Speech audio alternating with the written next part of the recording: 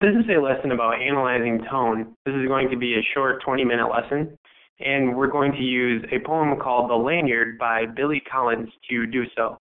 By the end of this lesson, you should be able to cite strong and thorough textual evidence to support analysis of what the text says.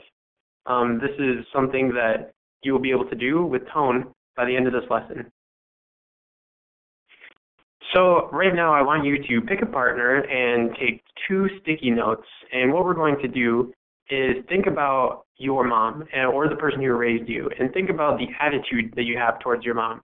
So what you're going to do is discuss with your partner for a couple minutes and take those sticky notes, write down some words that you would use to describe your attitude towards your mom. Take those sticky notes, and if you were in class, we would bring those to the board and we could look at all of the words that people use to describe the attitude they have towards their mom or the person that raised them. This shouldn't take very long, maybe about 5 minutes. Now, the idea behind this lesson is to identify tone in literature, but to warm you up to that, we are going to identify tone in music. Now, in this PowerPoint, there is a link to 4 different songs, and what I want you to do is listen to each of those 4 songs and take 4 sticky notes and write down 1 tone word that you would use to describe each of the audio selections. Now, in class, you should have been given a list of commonly used tone words. And look at this list, familiarize yourself with this list, and choose the appropriate tone word to identify each of these songs. If you're doing this at home, you may take as much time as you need.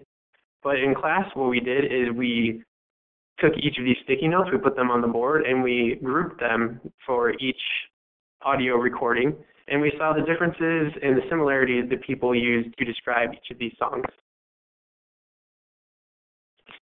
So what actually is tone? We realized that we can analyze tone in music, and with everything in life, there's a purpose for everything.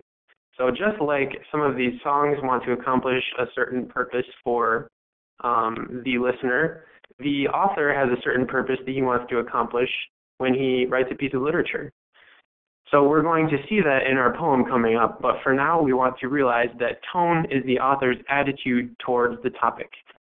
Now, the author's attitude can be expressed through the word choice, details, and imagery he or she selects, and we will see this when we read The Lanyard by Billy Collins. So what I want you to do when reading is think about how does the author's use of words, imagery, and details suggest something towards his topic.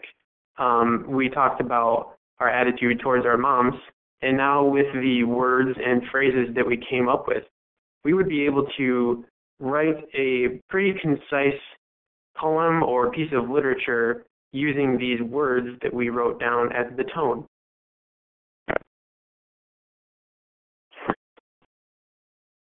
Go ahead and read this first section of The Lanyard. Now I'm going to just introduce this, and when you click on the next slide, there's going to be a small commentary coming up for that. Right now, I want you to just read the introductory couple sentences of this poem and think about the tone that he's setting and what's he trying to accomplish right now. So go ahead and do that now. Go ahead and read this second section of The Lanyard by Billy Collins, and you'll notice something in here, that there is an allusion that the author uses to describe how he thinks about the past.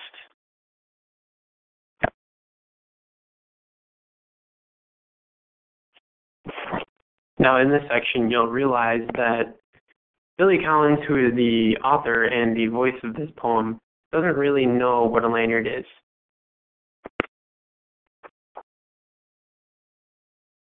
When you're reading this section of The Lanyard by Billy Collins, think about what the author is trying to suggest by the comparison that he's doing here. What is his mother giving him, and what is he giving his mother in return?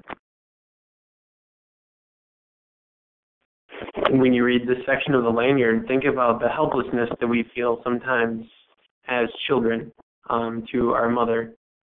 What suggests that he needed help making the lanyard in this section? Here we're realizing that maybe the lanyard is supposed to be a funny anecdote to how we can never actually repay our mothers. So I think Billy Collins is trying to suggest that we never can actually repay our mother or the person that raised us. She's given us life, she's given us all these things, and what do we give them in return? What do we give those people that love us unconditionally in return? Well, in the case of the author here, it was a lanyard, which he didn't even know what it was. But it's supposed to be a funny realization that unconditional love is something we can never actually repay.